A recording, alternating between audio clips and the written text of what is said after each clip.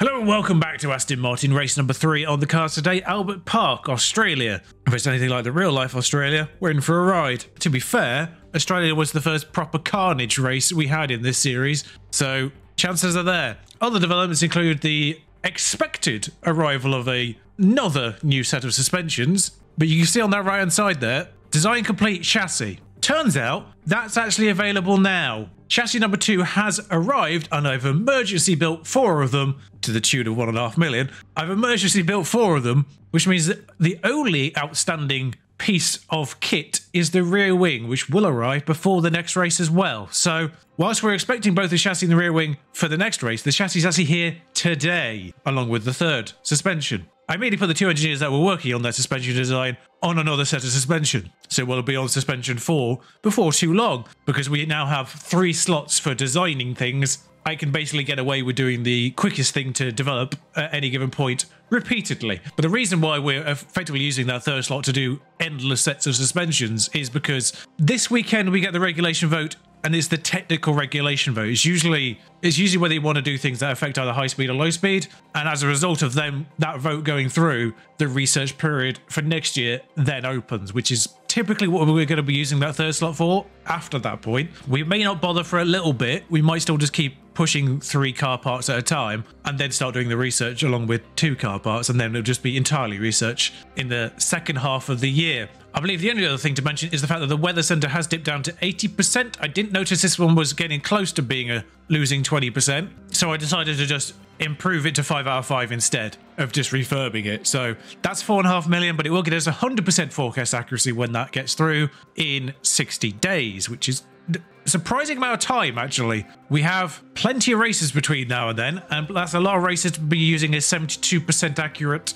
weather center on. Does marginally concern me. In case you're all wondering, that's where we sit right now. It seems like somebody's developed a car, but only one car, because medium and low speed and all our dirty air are now down to 6th rather than 5th. So that kind of implies somebody's come through and developed one of their cars better than both of our cars, because we have identical cars. We don't prioritize our drivers in that way. But we are now well into the top off on acceleration, and we don't have the worst top speed in DRS anymore either. It's worth noting there's only 3 DRS zones, of course, in Australia here because it's still the original setup. But those 3 DRSs, if I remember rightly, are relatively powerful here at Albert Park. So especially one being double DRS. So it's very useful for getting overtakes done, because you can overtake them on the first straight and then just zoom away on the second. So without further ado, we'll just get straight into qualifying. You won't see practice, of course, as always.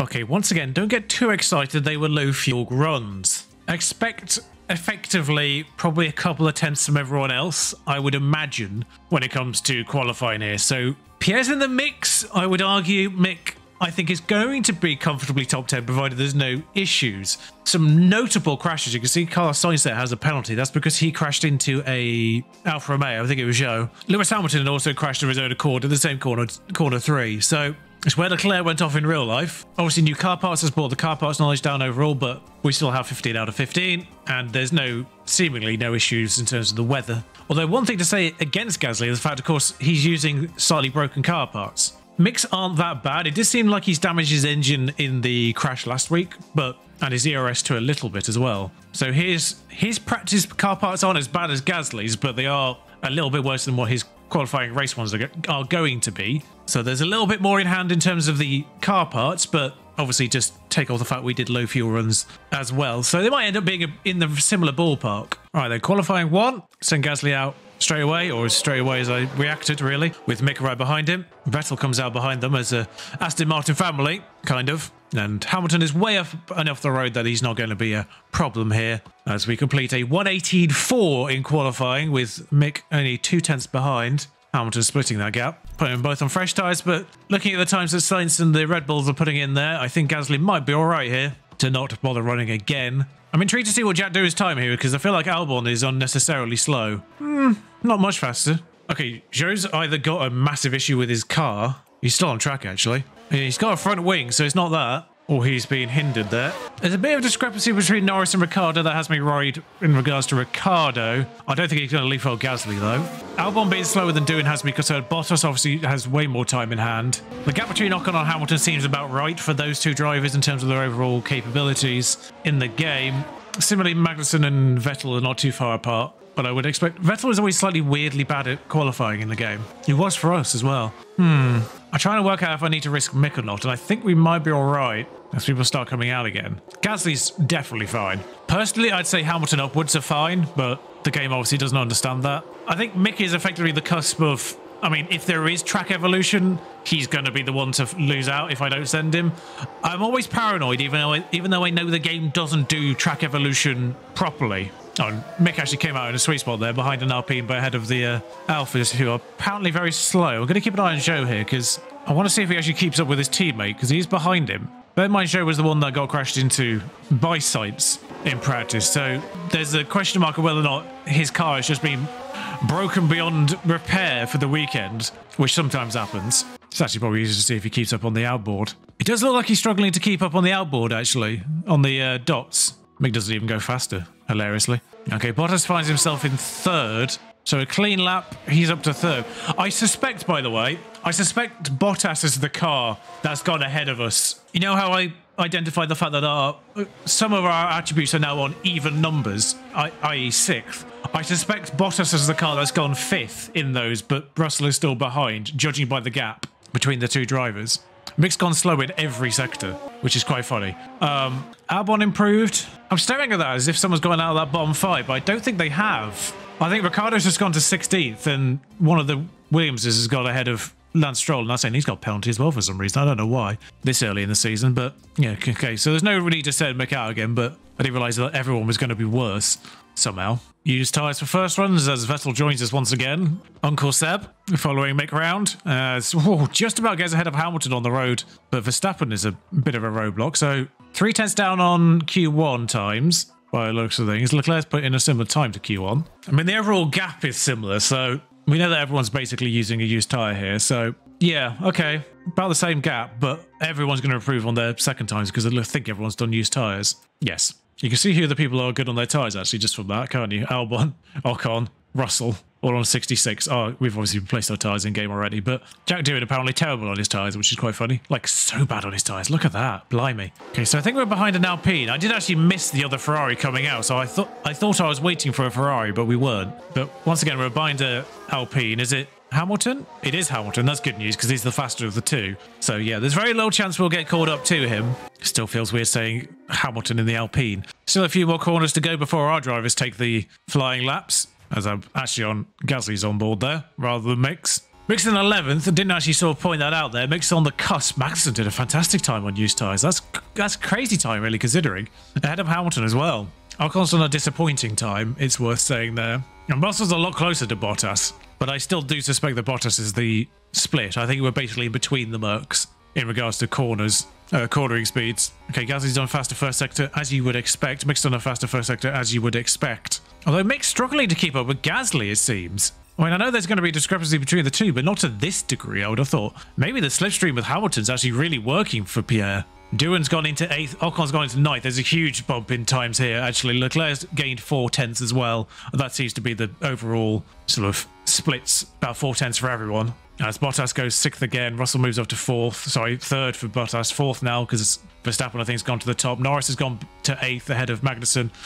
Gasly's crossed the line, gone 5th again. Hamilton's gone up to 8th again, so Doohan's out of the top 10. Mick goes 8th, that's superb. Pushes Magnussen out, and Vettel does improve, but stays 15th. So the top 10 is more as you would expect now. Those Mercs though are very much in the mix. You've got to wonder if Carlos Sainz has taken damage actually as well in that crash, because he is notably off his teammate, and in terms of their overall ability in the game, they're not that much different. Mick finds actually time between the two sessions, but his Q1 time would have been good enough anyway. And Pierre finds a little bit of time between the two too, but Max Verstappen did a 1:17.8 in Q1. Slower in Q2, but that's an alarming pace, quite frankly, considering our fastest is 1:18.3 now. So obviously no Vettel to join us, but this time it's Hamilton that's joined us. People just can't seem to leave us alone.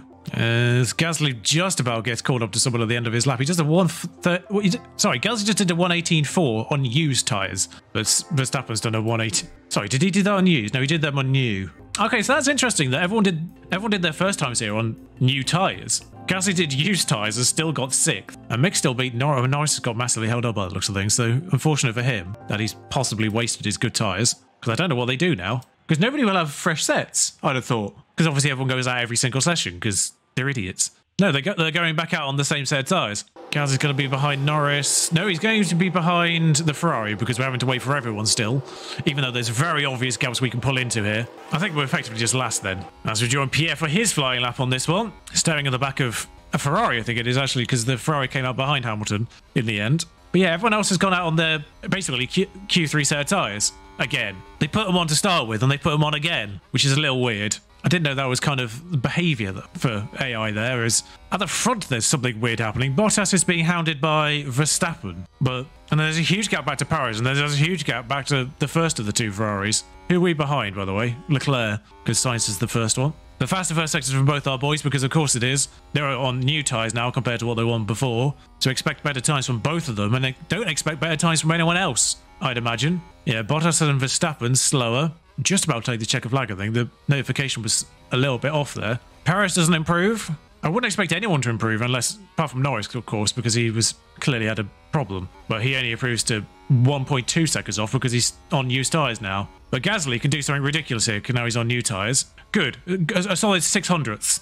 Mick finds 2/10 though. So Mick goes to 8th ahead of Hamilton. Gasly, what are you doing, sunshine? I mean, you're in the ballpark of your fastest time, in fairness, but Carlos Sainz has a penalty, so you'll still start 5th at least. In fairness, compared to the times put in, Pierre Gasly's fastest time would have only been better than Carlos Sainz. So the fact he's qualified behind him anyway doesn't really make that much difference because of the penalty.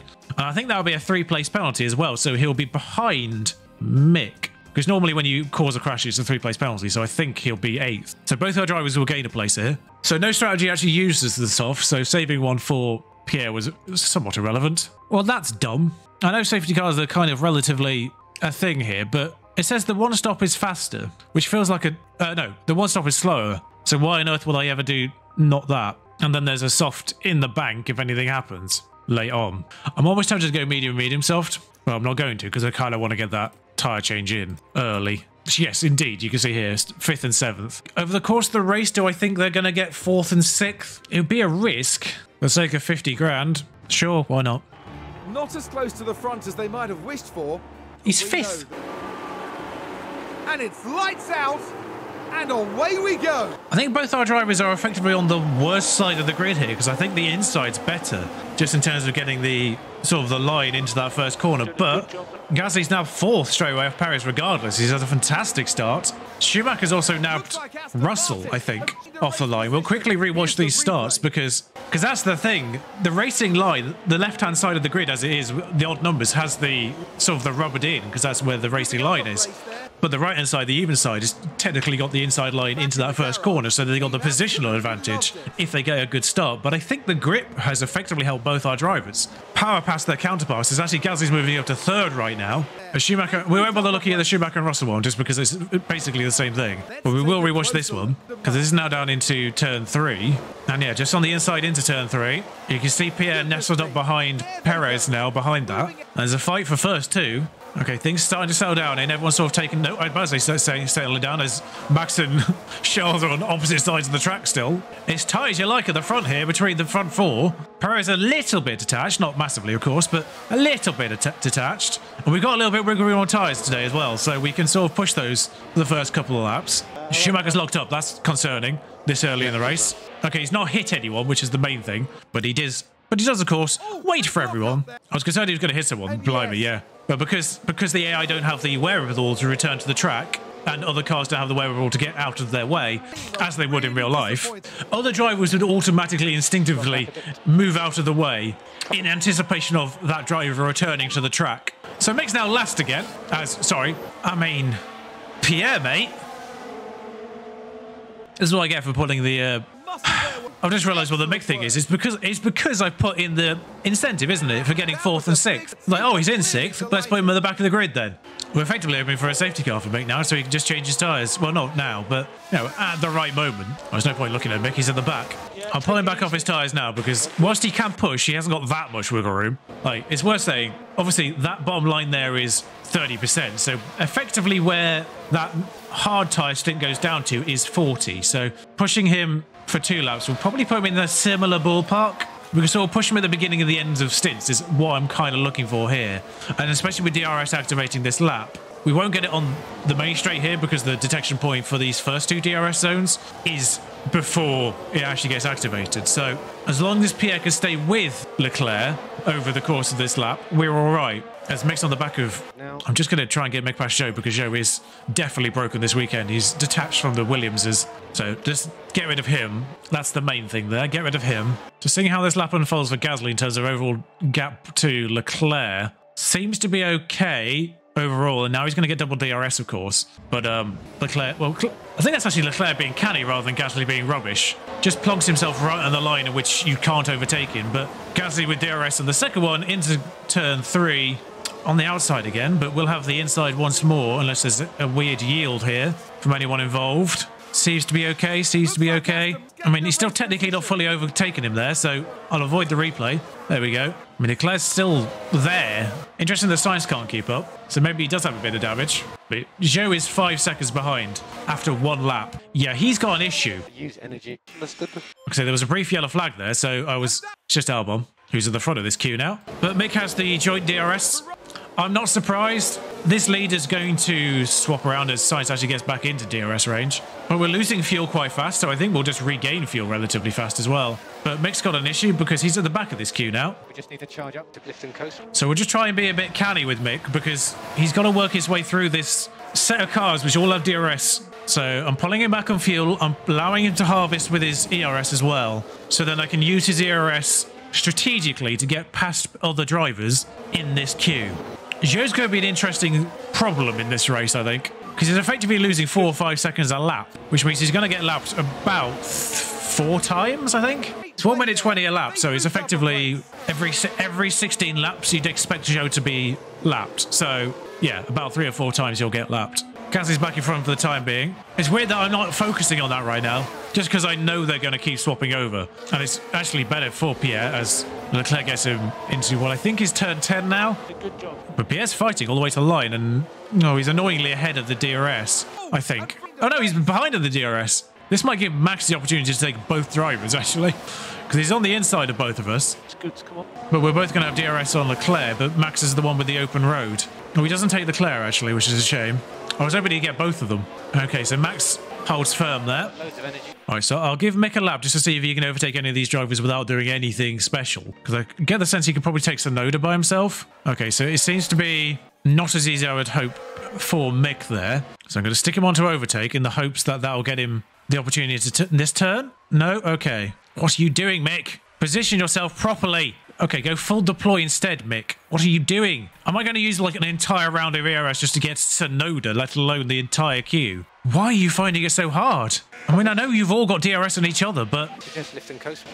Just entered our pit window, which seems interesting. Because both drivers are only on 60% tyres, there's still plenty of wiggle room in these mediums. Part of me wants to push Mick, though, just because obviously this undercut is not work. Like, I need to undercut with Mick. His tyres are worse as well. So I'm just going to harvest up... Whilst he's got DRS, I was going to say, but for some reason he doesn't. Why does Mick not have DRS? I mean, I know he's harvesting, but that's kind of the whole point. But I don't feel the need to pit Pierre, especially as I know there's some people... Actually, is anyone on hards? But yeah, Ocon and Zhou started on hard, so that's why Zhou is... Part of why Zhou is slow. He's already basically a minute down on the leader, though, which is hilarious. But yeah, so some people will be one-stopping, so they won't be stopping straight away here. But Bottas...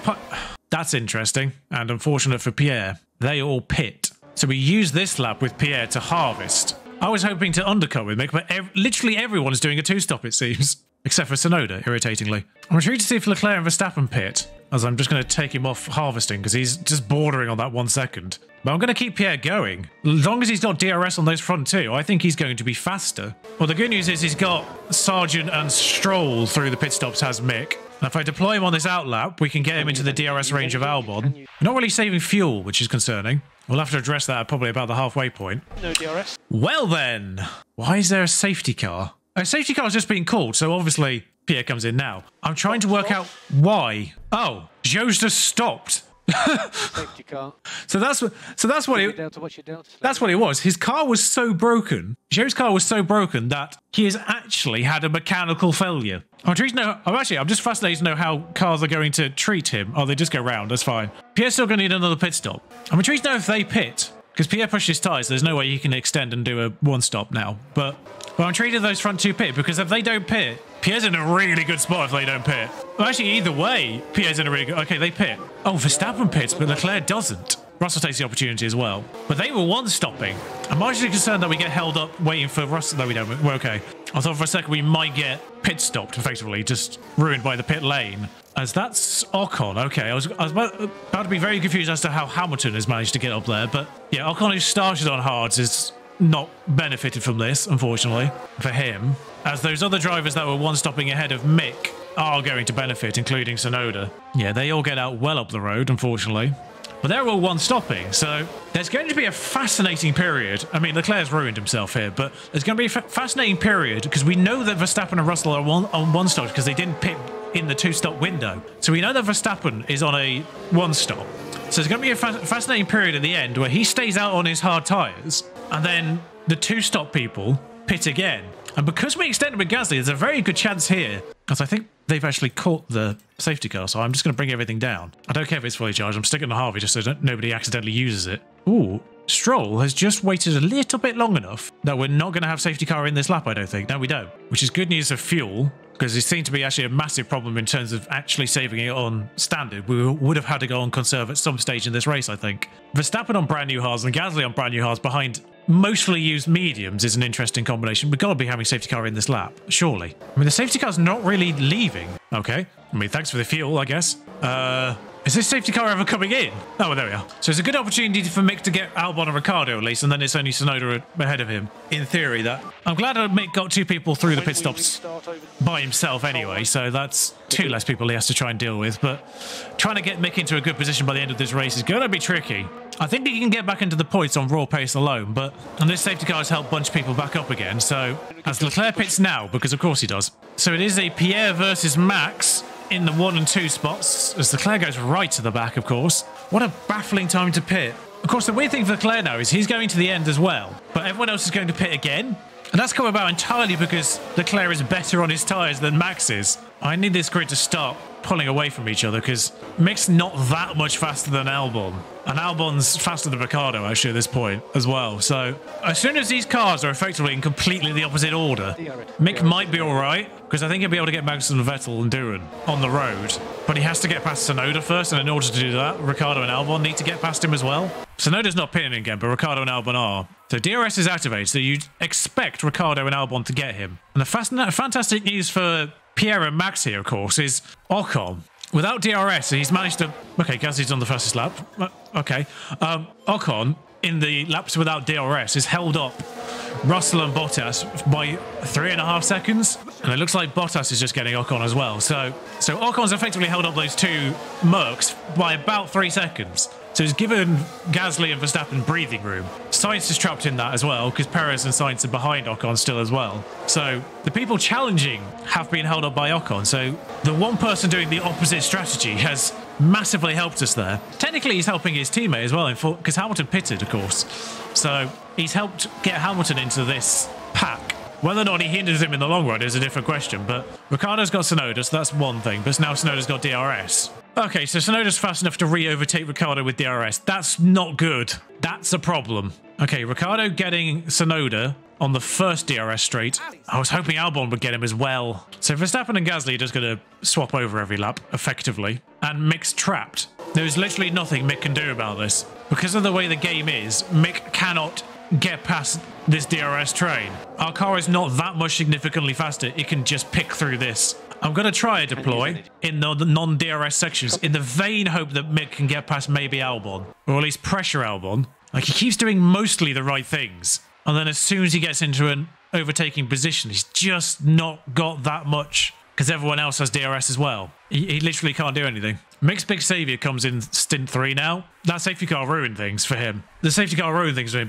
because the one-stoppers would have ended up behind him, like Tsunoda. Like, 10th is still close enough on the road to him. Like, it's effectively 7th, actually, with Hamilton. They're effectively close enough on the road to him that we can get something in through the pit stops with Mick, but he's not going to be 6th, so that bonus is gone. But now Leclerc's got through the 2 behind as well. Weirdly, actually, Mick having to take a defensive line could help him offensively. There could be a part of this track where, inexplicably, because he's taken a different line to defend from Leclerc, he might end up in a better line to attack Albon. who he is also faster than. So weirdly, Charles Leclerc coming up behind him could help him in front. But no, he's decided to take the exact same line as Alexander Albon, so that's not going to help him at all. As Gasly takes it for Verstappen again once more. I mean, it's all well and good they'll fire the front. I'm just baffled by this, because Ricciardo's not getting past either. Albon's as much trapped here as Mick is, because Albon's faster than Ricciardo, and Leclerc's obviously faster than us. It's just sort of like sequentially faster cars trapped by slower cars, as actually Leclerc makes the move on Mick.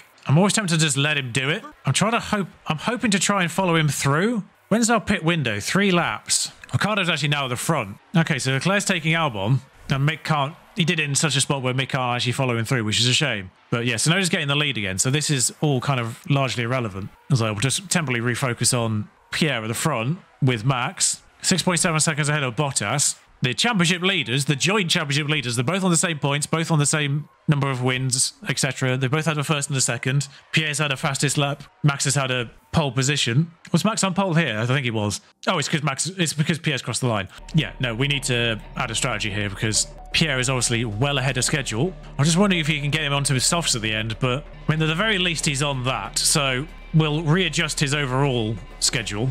But he's on 64% tyres, so it's kind of a case of just waiting to see when those tyres are going to be needed to be changed and then pitting him. That's fine. Just drive back onto the track. I mean, that's one way of game. Oh, it's the one time he was actually seemingly attacking Albon, but I mean, they are, but they're also in the gravel. So theoretically, he's probably actually in the real world. He'd probably be out there. Okay, we'll continue to harvest. Slam these tyres now. And we'll pit you in. We'll pit him effectively as soon as possible. Got loads of energy. We'll do a smidge of conserve as well during this stint. All okay. Oh, so we're getting past that pit window. Everyone else is pitted again. That's great. So that didn't work out for Mick. Drop back. So he's going to be back on Albon because he didn't pit before them and undercut them. So Pierre's still got 10% on his tyres and he's still with Verstappen. So there's really very little point in. I wonder if I can harvest with Pierre, actually. Mick's on the fastest lap because of course he has. That's the speed he's capable of.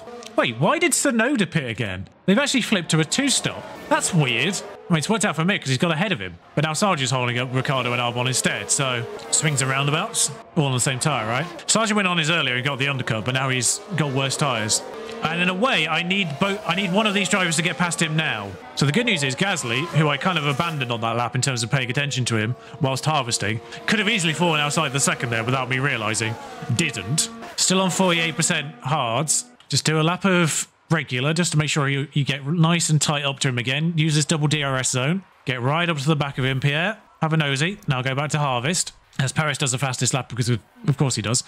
The problem now is actually Perez because Max is clearly going to the end on these. So it's whether do you go onto mediums or do you go onto softs? Do you go onto mediums and burn them to the end? Or do you go on softs and just sort of take it safe? I think they might pit again as well, actually. It's Perez that makes this awkward. Oh, interesting. Albon and Ricciardo did get through Sargent, so it's just Mick now that has to deal with that. But Perez last lap, 121 flat. No matter what I put Pierre on, he's going to nick fastest lap here. So that's a start. We have 11 laps to get a pit stop back on Verstappen, whose tyres will be continually getting worse. By the time he's actually on these tyres, he's going to be 10 laps from the end. So I think we actually go...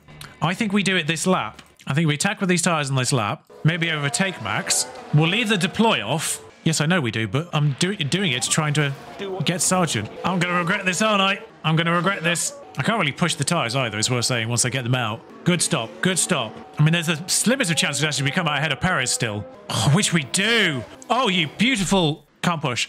Perez doesn't have DRS here, so... I mean, I was half tempted to deploy there, but I will deploy... I'm just going to have faith that Pierre's not going to get overtaken there, basically. Now I deploy. Now I push the fuel. I'm not going to push the tyres. Perez is making this slightly irritating, but... I mean, there's a slimmest of chances that Pierre... Oh, no. I was saying, there's a slimmest of chances here that Sergio's actually got a faster lap here just by virtue of being in the DRS. But seemingly not. Perez isn't leaving us alone, which is a problem. Okay, so the useful thing here is having caught Russell again. Russell is hopefully going to act as a bit of a roadblock on the other two. I say other two, on Perez, because he managed to fall back in ahead of Perez there. And Gasly's pulled out a second on Russell without Perez getting caught up again, so that is helpful. Meanwhile, Mick's still trapped in this shenanigan. Verstappen's pitted. What? I was not expecting that from Max. Well, to be fair, I half expected it. and said as much, but I wish I'd gone on mediums now, because he's going to have gone on soft, surely, yeah. But they're not much better than mine, actually. They're only 13% better now. Okay, so I said Perez was a problem, but Russell's held him up by 2.5 seconds. Thanks, mate. And by pushing fuel, Mick's finally got bloody Sergeant. DRS trains are a huge problem in this game. Huge problem. It's actually got him outside of any kind of... I mean, it's effectively the follow-on from turn 10, but how many laps have we got left? 5? Not quite. But the problem now is for Mick is the top 10 is too far out of reach. It's 8 seconds from Albon to Magnussen, so... Jack Doohan's doing a fairly solid job just holding on there. Is he on old hards? He is on old hards. That's not going to last. Then Sainz is going to come through him. Ocon on old mediums is going to be fascinating, actually. There's 3 cars there that could easily just completely collapse out of that. So being in Albon's position is actually really crucial because there's 3 cars that could just fall out of this. Because Hamilton could get 8th. Magnussen could get 9th because Vettel and Ocon are the other 2 that are in danger. So being in Albon's position could be a 10th place position by the end of lap 58 here. No one's been lapped, of course, so everyone's on the lead lap. Russell's actually gained on Perez. Someone's run right in sector 1. I don't think it's affecting anything, and I don't know who it is. Oh, it's Magnussen. He didn't. He stood in the train, so irrelevant, as always. Russell's now pitted, so Verstappen's back into 3rd. Forgot to depush Mick there. I don't know if there's anything I can do here. Oh, Doohan and Vettel are actually just straight up pitting now as well, so... So it's just Ocon that becomes a question mark. 3 laps to go. Do we go aggressive? Or do we just, wait one more lap? Harvest a smidge, maybe. Need to charge up. Because Ocon could still fall out of that. I think, weirdly, Gasly's just fine now. I don't think I need to worry about Pierre. He's just got 3 laps. Well, I just have to hope he doesn't do anything stupid, basically. As Doohan, who was 7th 2 laps ago, is now 18th because F1 Manager will never let him get points. Okay, so Mick's, despite harvesting for basically the entire lap, is actually sort of being all right there. I'm trying to work out how many laps do I actually try and aggressively attack now. 1.5, I think, is certainly within the boundaries. Or is it 2.5? It's all or nothing for Mick, so he's either got to take him or he doesn't. I mean, he's effectively hoping Albon takes him here, which he has done. This is what Mick's been waiting for. This is the opportunity Mick's been waiting for all bloody race. He's needed Albon to get past the lead vehicle so that then he can do it in the second DRS spot where the lead vehicle still doesn't have DRS. And it's the perfect way around as well because it was Ricciardo at the front. He was the slowest of the 3.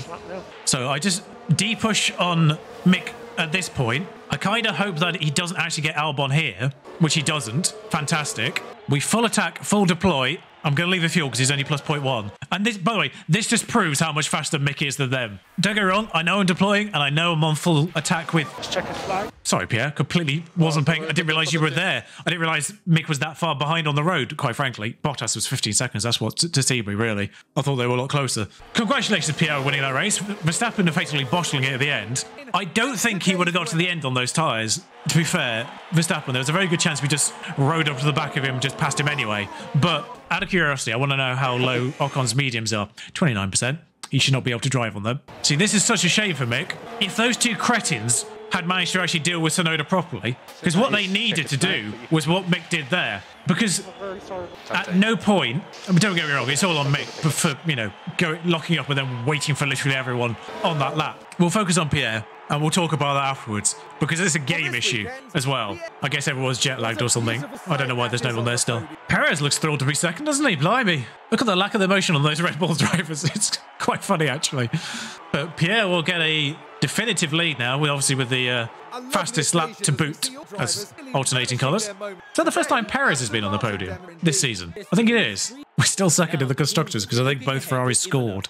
Actually, it might be the Red Bulls that have gone ahead. I think it's the Red Bulls that might have gone ahead, actually, because of their high double point scoring. Pierre has, I think, outscored the Ferraris combined, hasn't he? Yeah, by clear 10 points. So wasn't the fastest lap by much in the end, fascinatingly. Max, of course, went on to softs later on. He could have easily stolen that fastest lap back, but didn't. As we wait for the music to kind of finish again so we can gather our thoughts here. Can I have a look at Ocon's lap times? Yeah, you can see basically the point in which cars pitted behind him. Because Magnussen, 3 seconds faster there, 3 seconds faster there, Norris 2 seconds faster, Magnussen 3 seconds, 1.5, and then Magnussen caught up and couldn't get past him because it's the DRS train. So, and then 2 cars pitted to get him to 9th. So, on those last 3 laps with DRS, he was about a second slower than Hamilton, but never fell out of the DRS train. That's how powerful the DRS is in this game. It's so overpowered, it's ridiculous. I hate it so much, those DRS trains, because that's what got Mick. That's what prevented Mick. Because what those AI cars needed to do in order to allow Mick to get through the field there, at no point when Albon and Ricciardo were trapped behind Tsunoda, did they both overtake him in the double DRS. Ricciardo got past him, and then that was it. So Tsunoda got past him again the lap after, and then Ricciardo got on the lap after that, and then Tsunoda got on the lap after that. At no point did Albon also overtake Tsunoda, because as soon as Albon and Ricciardo got Tsunoda, they would have both got clear of him. And then Albon would have got Ricciardo the lap after that, because Albon is faster than Ricciardo. At that point, if both Ricciardo and Albon had got past in the correct order, and Albon got past Ricciardo, obviously, eventually after that, Albon probably would have been able to pull away from Ricciardo. Ricciardo probably would have been able to pull away from Tsunoda by himself. Or Tsunoda would have been able to overtake Ricciardo, and then Mick would have been able to overtake Ricciardo as well, in the way that he did eventually, when it was just Albon and Ricciardo. That's the problem if any of your drivers have an issue at the beginning of the race, because they get stuck in this, and they cannot get out of it unless they have a car that is Verstappen or, you know, a Ferrari or a Red Bull. Our car isn't good enough. Pierre's just ridiculous. Pierre might have been able to do it. Part of it, of course, is Mick's lack of overall racecraft, like his overtaking, his defending, isn't superb. But you saw, as soon as Mick was clear, pulled away. But yes, now 10 points clear because he got the fastest lap. Max got the pole, of course. Mick falls down the order again for no point scoring. Only 8 points for Mick so far. That's such a shame. Was he taken out or was it a crash? I can't remember now in Jeddah. But it was, oh no, it was himself, but it was the game being rubbish. So effectively, Mick scored no points twice in a row off the back of problems with the game, really, more than his own fault. It's his own fault. He's in the position to begin with, but then it's the game that's really compounded that problem. Oh, Perez is up 5 positions. Sorry, I thought for a second it qualified 10th there. It confused me. Perez up to 5th. You'd expect that from him. But it is indeed Red Bull that's gone past. They're 7 points ahead in total. Ferrari are now behind us. I don't think Merc are out of this Constructors, really. They've just suffered, obviously, by scoring no points in that first race. I think they're probably solidly going to score 20 points every single race here. So it's a case of, you know, do Ferrari slip up, do Red Bull slip up, do we slip up? And they might be sort of in it. I think long term, we're probably in a fight for third, really. I don't know. Like, this early pace is pretty solid. I don't think we're going to keep it. Should be enough for Pierre to get a point here. I love the fact, by the way, he's still got 1,000 points. I think Pierre actually secretly has a development point. He does. As you know, we're going to try and get him to 100, as Pierre actually gets an overall point with that as well. We're trying to get him 100 in braking. So the regulation vote, oh, it's, oh, that's different. I mean, I think overall for the game, moderate is better, because it kind of stops the lap times running away and getting into ridiculous territory where we're doing like the fastest laps of all time every single race in the future. Because this doesn't, I'm trying to work out if this is going to hinder people or not. Because obviously everyone's going to be developing at their own rates anyway. Losing 10%. Oh yeah, of course, that's the thing. It's 10%, isn't it? So losing 10% is more of a hindrance to cars at the front than it is cars at the back, because 10% of a better number is obviously more than 10% of a worse number. So it will pull everyone together a little bit. So let's do moderate. Let's do moderate and make things a little bit more interesting. Sorry, I had to apply mathematics briefly there. I eventually got there. Now, last thing I kind of want to do is check what your cost is to break. So you're still not under $1 million to break your contract. Red Bull and Ferraris are still not interested. And your buyout fee is now 2.7 million. So combined, it would be 3.7 million to break his contract now, opposed to 5 plus whatever his bonus is going to be. Okay, still not quite there yet. Why did I not know? Why did I know that Alfa Romeo's was like way down the order for apparently no obvious reason? For some reason, I hadn't clocked the fact that Alfa Romeo were missing from these. Okay, so I still don't think we're at the point where we trigger a change in personnel there. I think the cost versus reward is still not necessarily there yet. Close, but not there yet. So yeah, the important thing here is for the next race, the rear wing, which, if I remember rightly, had some massive gains on it in terms of where we move into the field on certain areas. So, and I think notably, that's probably obviously where the DRS comes in most of all, is in the rear wing, where it is, logically. And DRS is one of our biggest problems. That's obviously part of the issue of Mick trying to get through there as well. It's a little bit our car as well. It's not just the game. It is our car being effectively the worst in DRSs. So whilst he's in a DRS train, he doesn't have any comparative benefit over any other driver.